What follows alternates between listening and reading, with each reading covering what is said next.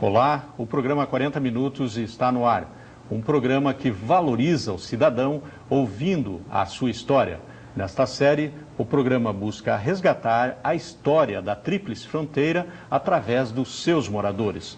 Nosso entrevistado de hoje é o escritor Heitor Lothier Angeli, né? Senhor Angeli, seja bem-vindo ao nosso programa, é uma satisfação recebê-lo e eu gostaria que o senhor começasse comentando como o senhor chegou em Foz do Iguaçu.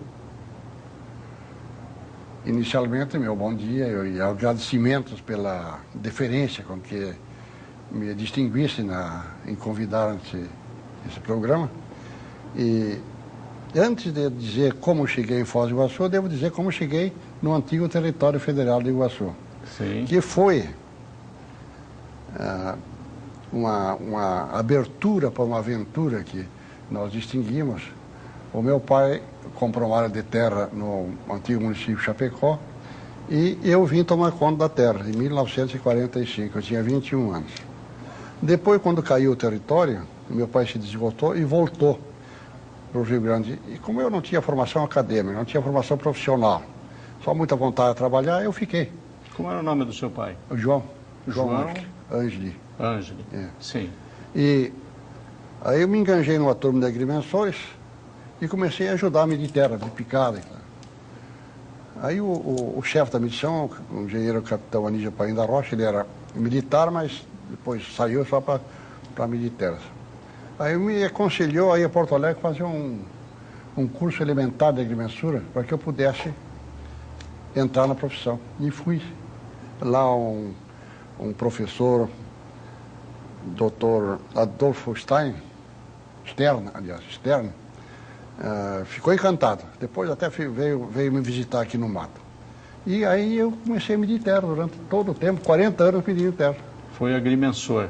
De Chapecó até Santa Isabel do Oeste.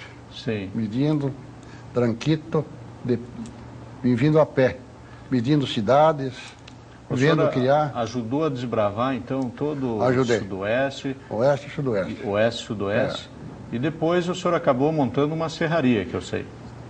Com a história de eu ter esse contato intenso com a terra, me sobrou um elemento para mim comprar um pedaço de terra. E foi o que eu fiz. E como eu tinha bastante dinheiro, montei uma serraria.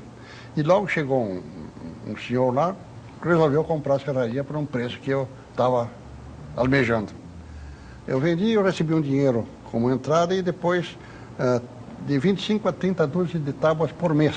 Essa serraria era em Foz do Iguaçu? Não, em Santa Isabel do Oeste. Santa Isabel do Oeste, o senhor começou então lá exatamente. Com as terras exatamente. E depois... E vim para Foz do Iguaçu. Sim. Mas eu vinha me vender a terra, a madeira. Eu vendi a primeira carga para o Sadi Burdim, a segunda carga para uma madeira catarata, que não existe mais, e a terceira carga eu vendi para o José Brito, da madeira Farro.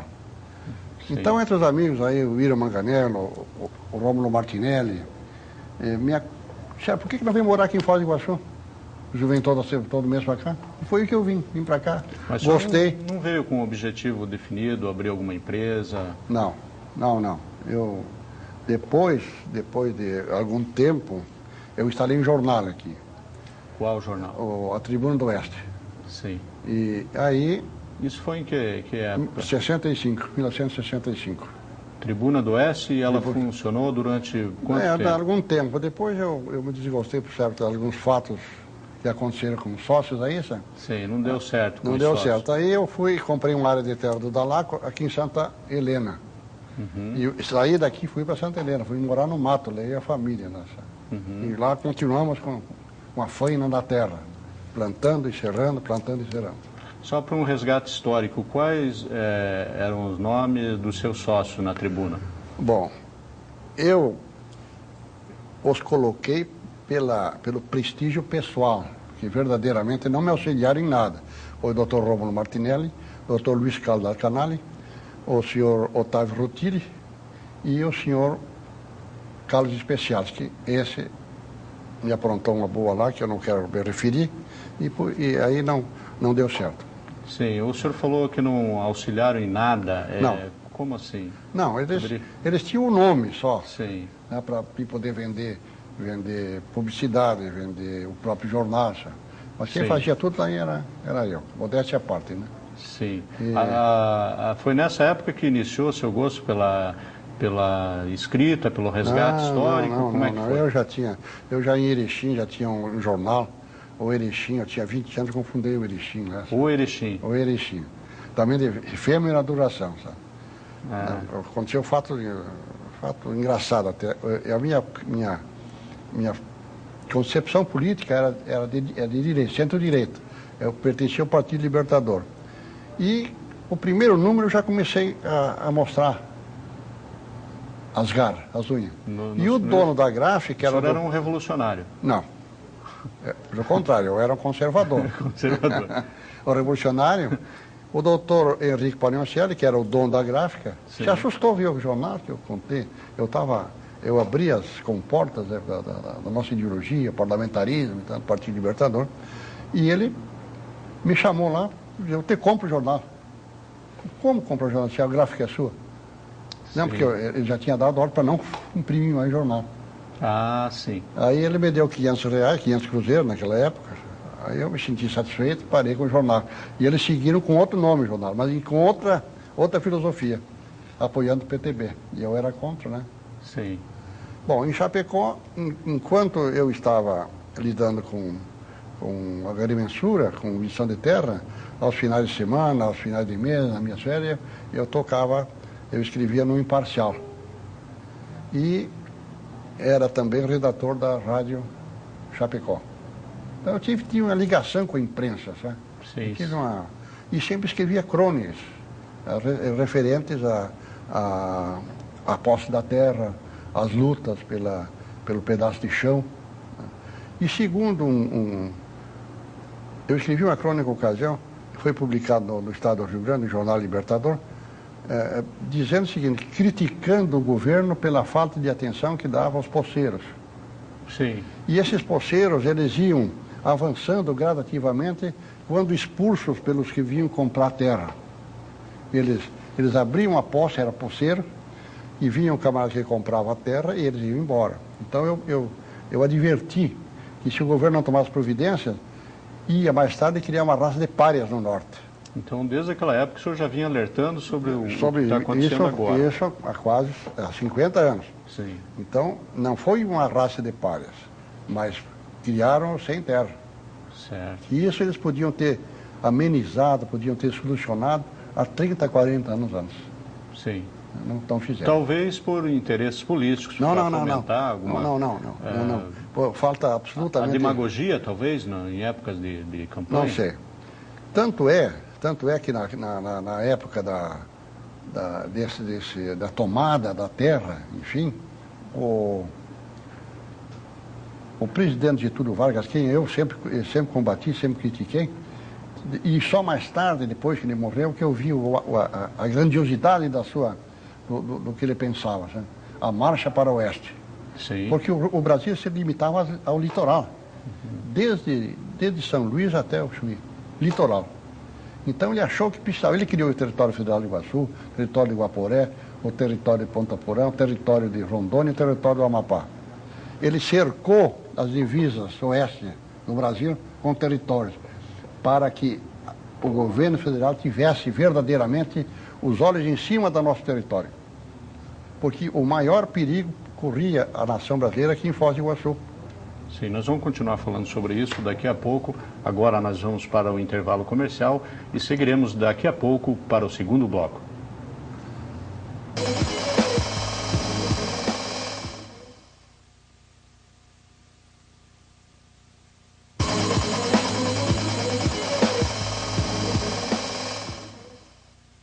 Olá, o programa 40 Minutos está de volta agora com seu segundo bloco, hoje entrevistando o escritor Heitor Lothier Angeli. Senhor Angeli, nós estávamos falando sobre a ocupação do Oeste Paranaense. O senhor estava justamente falando sobre isso, a época em que o Getúlio Vargas estava fomentando essa ocupação. Poderia complementar essa participação? Bem, é uma situação um tanto polêmica. Sim. Porque a época em que eu me refiro, até a década de 30, os governos anteriores a Getúlio Vargas fizeram grandes concessões de terras a estrangeiros. Ao senhor Domingo Bart, que foi uma espécie de imperador aqui na costa do Rio Paraná, ele tinha terra de Santa Helena até aqui. E era um senhor de mais de 100 operários, mensus. E esses operários viviam em regime de semi-escravidão, até escravidão. Quem conta a história bem é o historiador Rui Cristóvão Vascovich, de Curitiba. É um senhor honesto, 100%, que deve ser, esse livro dele deve ser observado para complementar a história do Oeste. Sim. Acontece que esses senhores argentinos, aliás, não foi só o Domingo Bart, são vários estrangeiros. São vários, tem a Miguel Mate, que até tem a Matelândia em honra dele, tem a Pastorija Maidana, tem... Vou me lembrar de outro nome ainda, que imperavam do Rio Uruguai até aqui. E o senhor, o autor, atribui aqui essa ocupação a interesses políticos ou desenvolvimento? Não, isso aí provavelmente foi de falta de patriotismo, vocês podem dizer. Estavam vendendo, então? Estavam vendendo aqui essa região. E quando Getúlio Vargas assumiu, em 1931, ele mandou 2 emissários aqui para ver como estava se procedendo a fronteira. E o doutor Zeno Silva e o doutor José Silva. Parece-me que é isso, se eu não me engano. O Rui Cristóvão Vascovich conta bem a história. Eles observaram isso aqui, que isso aqui estava tomado pelo castelhano. Eles faziam, eram predadores, levavam erva mate, levavam madeira para a Argentina, recebiam encomendas das autoridades aqui, me trazem um saco de farinha, me trazem um metro de seda, tá? Porque aqui era só aqui. E estava pondo em risco a nossa soberania. Claro, porque aí, quando ele chegava assim, diz, quanto é, Dom Domingo Bart? Não, não custa nada, são companheiros, são amigos, não cobrava nada. E então ele tinha as autoridades aqui. Quando a coluna Prestes chegou nessa região e viu esse desmando, essa falta de interesse do governo federal, ele chamou os feitores lá em Santa Helena e foram julgados por um conselho de guerra revolucionária e fuzilados. 5 feitores. Sim. E segundo, eu não me lembro bem, aqui em Foz do Iguaçu teve também um promotor público que foi buscar reforço na Argentina para espantar com os revolucionários. Reforço na Argentina? Foi pegar gendarmeria, sei lá. Sim. E quando voltou, então ele foi passar pelas armas também.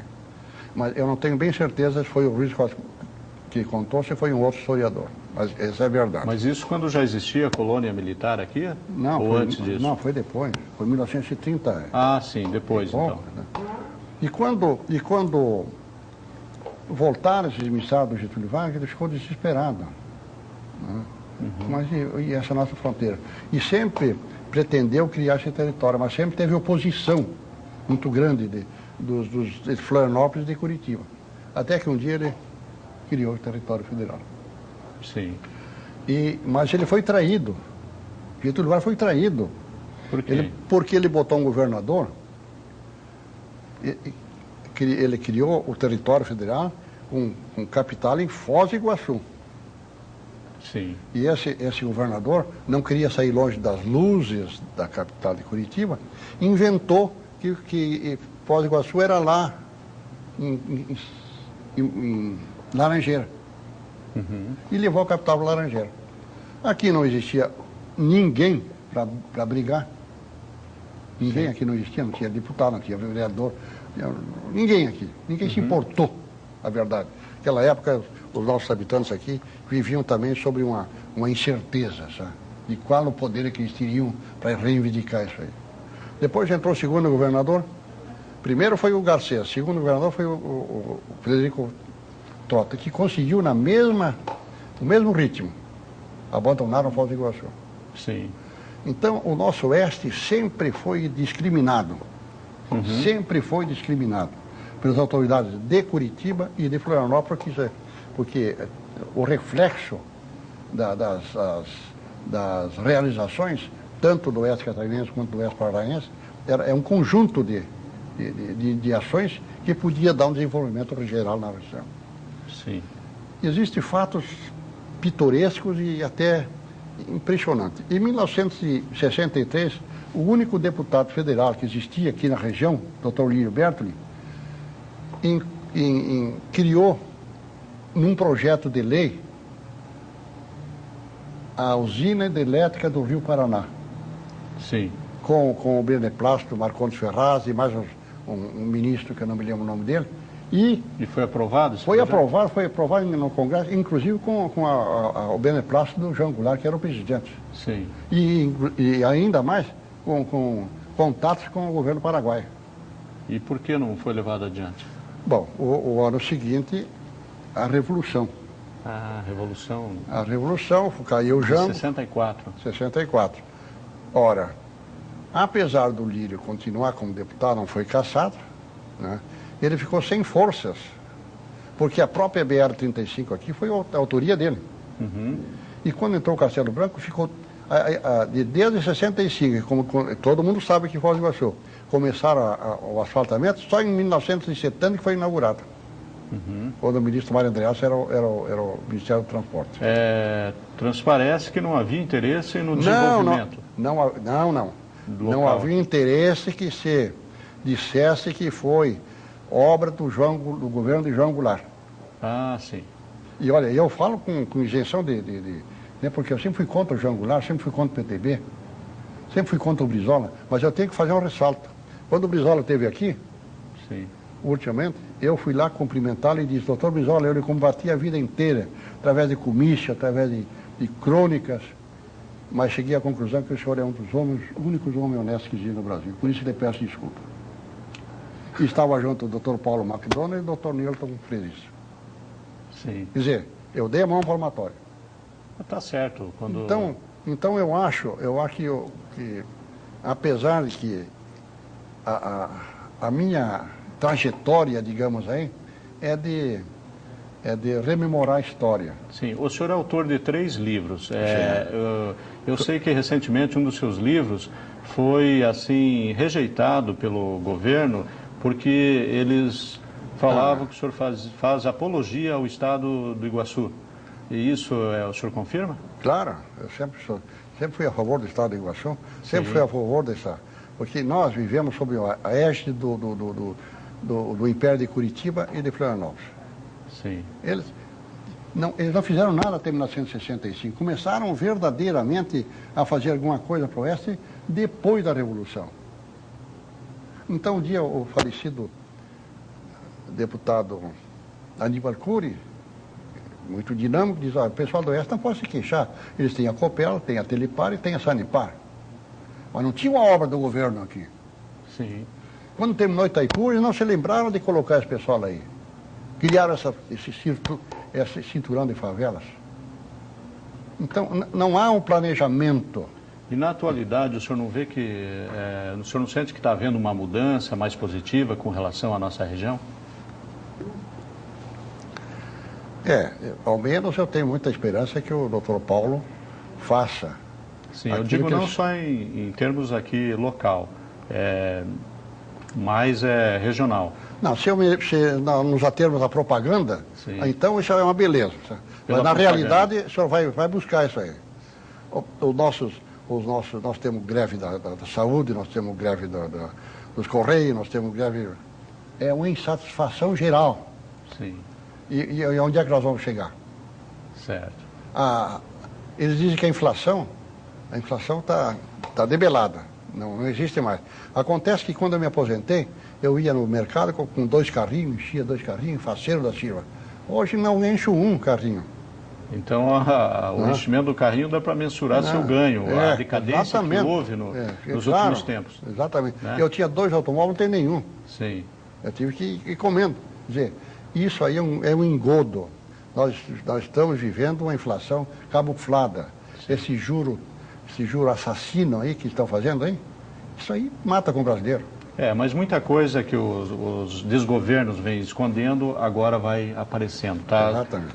vai estar ressurgindo aí, e eu acho que é difícil esconder esse tipo de coisa. Nós vamos agora para o intervalo comercial e voltaremos daqui a pouco.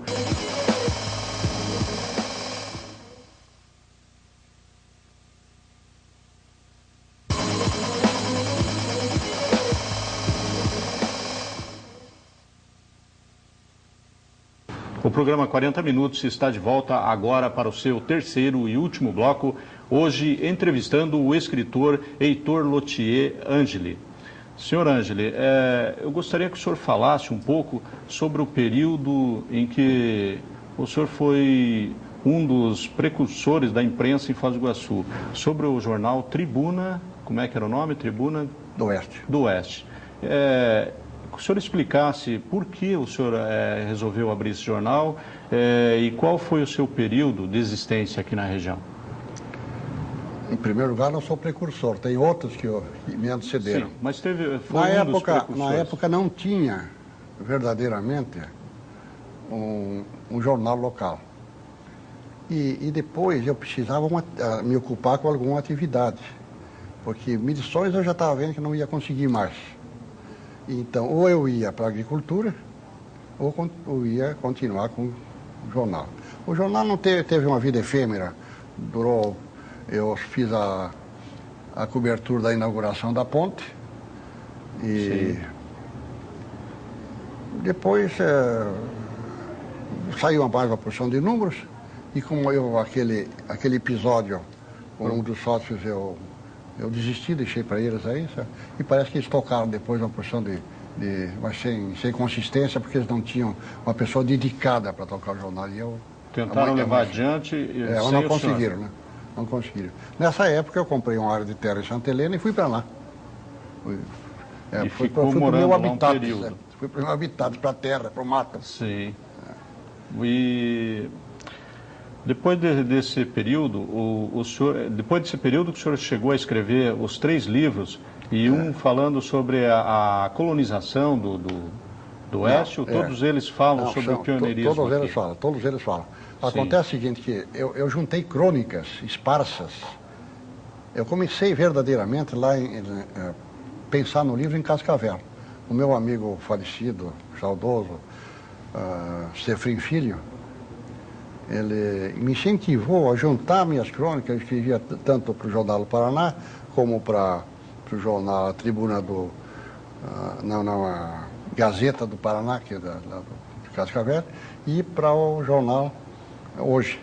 Não, hoje não. Tinha o Hoje. Cidade. O jornal Cidade. De então, Cascavel. Ele me disse, junta essas crônicas, isso aqui são pérolas, ainda disse assim. Digo, não exagero, rapaz. Sim, mas eu juntei, mas é um resgate da história. Você dei bem. Depois, havia outro aspecto também esquecido. Os balseiros do Rio Uruguai, onde eu trabalhei lá com meu pai. Os balseiros faziam balsas de madeira, de cedro, lá nas cabeceiras do Uruguai e levavam para a Argentina. Era uma atividade econômica muito importante para a época, porque eles vendiam madeira e vinha divisas, dólares. Ninguém sabia disso. Os balseiros não sabiam, vendiam e gastavam dinheiro, compravam. Tá. Então eu procurei resgatar essa história. E já está esgotada a edição, já está numa segunda edição, me pediram, né? Esse é Crônicas do Oeste? Não, esse é O Velho Balseiro. O Velho Balseiro. Crônica do Oeste eu juntei agora no Tempo dos Pioneiros. Sim. Com mais crônicas, enfim, é um acervo grande, vai ser umas 600 páginas. 600 páginas. Esse livro já está concluído? Já está digitado, né? Estamos só arrumando agora a ortografia. Já conseguiu editora? A editora já tem editora, em Porto Alegre. A editora Esta. E o senhor pretende lançar quando esse livro? O mais rápido possível, depende de algum recursozinho inicial, tá? E o senhor poderia falar sobre alguns acontecimentos importantes que o senhor está citando nesse livro, de crônicas? Bom, verdadeiramente a conquista do Oeste foi um acontecimento importantíssimo, sabe? Sim. Em todos os seus setores, porque houve a luta pela terra, houve a luta pelo pedaço de chão, com muitas lágrimas às vezes, muito sangue às vezes, sabe? Então, eu tive provavelmente seja o único ainda vivo que acompanhou esse progresso aos pouquinhos, as tomadas assim de posição de cidade em cidade, de local em local. Foi uma revolução, praticamente. Eu, por exemplo, estava medindo, veja bem, só um episódiozinho, eu estava medindo lá uma terra em Cunhaporã, perto de Cunhaporã, o doutor José Leal Filho, Juca Ruivo, um poeta extraordinário, sabe, lá do Rio Grande, mandou me dizer, que era o diretor da companhia, disse: Heitor, por favor, venha para o oeste aqui, que nós precisamos organizar uma cidade. E eu fui lá. Então, eles, olha, nós temos a 20 quilômetros de Cunhaporã, nós precisamos arrumar uma vila lá. E então eu fui fazendo picada. Chegamos, pousamos lá no perto de um riozinho, no outro dia cedo um piozinho meu disse: mas, seu Heitor, olha que maravilha! Eu subi no cerrozinho assim, vi de fato que uma maravilha aquilo lá. Aí eu escrevi para o doutor Leal: tem um local aqui que o peão disse que era uma maravilha. Disse: então é maravilha hoje. Maravilha hoje é uma cidade, comarca. Então. Porque ele achou... Ele achou bonito sim, a topografia, sim. Sabe? Mas era puro mato, né? Claro. Então, a gente vem aos pouquinhos assumindo posições, criando vilas, criando cidades. Sim. Quando não existia estrada nenhuma, abrindo, desbravando. Não existia picadas, nós abrimos as picadas. Cidade modelo, por exemplo, o João Muxfeld inventou. Né? Também foi a base de picada. Chegamos lá, a ordem era o seguinte: onde achar um rio, pare. Sim. Tem que ser na beira de um rio. Todas as vilas eram à beira de um rio. Sim, o senhor veio então desbravando do Rio Grande do Sul até essa região? Não era eu sozinho, eu era um dos integrantes do grupo. Dos participantes da coisa. Né? Certo. Porque existia na época, somente na costa do Rio Uruguai, cidades com vilas. São Carlos, Passarinhos, Palmitos, Mondaí, Itapiranga. Mas quando vocês encontravam esses rios, como é que iniciavam deixavam o pessoal para iniciar uma nova vila? Não. Aí se mandava a caderneta de campo para o escritório ia localizar, ver se esse rio tinha nome, se não tinha, eles botavam. Tinha o Rio Iracema, o Rio Iraceminha, o Rio Sargento, o Rio Taíri, e assim por diante. Eles mesmos que faziam isso. Faziam um loteamento. Um loteamento. Então aí, depois, ultimamente, quando terminaram as medições, a companhia achou melhor para vender blocos de terra. Sim. Então ela vendia blocos e esses blocos eram áreas grandes? Áreas grandes. E aí o interessado é que fazia a vila. Como hoje tem a Nova Erechim, tem a Flor do Sertão, no oeste catarinense, sabe? Aqui está cheio agora. Aquele sertão não existe mais. Durante esse período de desbravação, desbravamento, vocês encontraram indígenas, coisas assim, nesse percurso? Não tem. Não tinha dia. Só animais? Ah, bom, essa fera tinha bastante, né? Sim. Lanta, onça, não tinha. Mas era uma maravilha o sujeito no mato, sabe? Foi um período que hoje o senhor pode considerar nostálgico pelos acontecimentos. Eu fico pensando no quanto se perdeu nessa devastação tremenda. Porque não existe mais aquela... Não houve preservação. Nem nas as matas lineares cortaram tudo, sabe? Eles não tinham uma educação ecológica. Não tem, talvez não tinham nem visão do que poderia acontecer. Nem visão do que poderia acontecer. Porque eles viam aquela enormidade de terra, de mato na frente, sabe? Sim. Né? E só buscavam o desenvolvimento, o dinheiro rápido, né? que ele precisava para pagar aquela terra. Né? Mas o grande herói de tudo isso foi o caboclo. O caboclo saiu, ele vinha avançando para o norte. Ele abria a picada, abria a posse, fazia a casa, e depois atrás dele vinha o gringo. Comprava a posse, comprava a terra, e ele seguia. Essa que foi a minha luta de dizer para o governo que abrisse o olho. Porque ia acontecer mais tarde criar uma raça de pais. Sim. Há poucos dias o senhor levou um tiro na perna. Há poucos dias. Eu gostaria que o senhor explicasse como foi isso. Bom, verdadeiramente eu pensei que o rapaz que assaltou estava brincando. Eu fui na padaria comprar um pacote de leite que faltou lá em casa, chegou minha filha de Maringá. E quando eu cheguei lá, eu vi aquele rapaz. Ele entrou para assaltar a padaria e eu atrapalhei ele. Ele com um revólver assim, digo, não brinco com arma assim. E daí eu tapa nele, pá, me deu tiro, me tomou o dinheiro da mão e saiu correndo. Foi rápido. E o senhor nem imaginou que era um assalto realmente? Pensei que fosse uma brincadeira do guri, porque tem a rapaziada, tudo me dou com eles ali, sabe? O pessoal do Jorge Portinho, sabe? Fazem serenata ali, sabe? Entre eles ali, sabe? Isso aqui no Jardim... Conjunto Libra. Conjunto Libra. É. E o senhor poderia ter levado um tiro em qualquer parte do corpo? Bom, sorte que foi na perna, né? Sim. Se fosse do joelho para cima, já está na cara. Nós não estaríamos aqui hoje não fazendo essa entrevista. Esse é o 7º dia. Tá certo.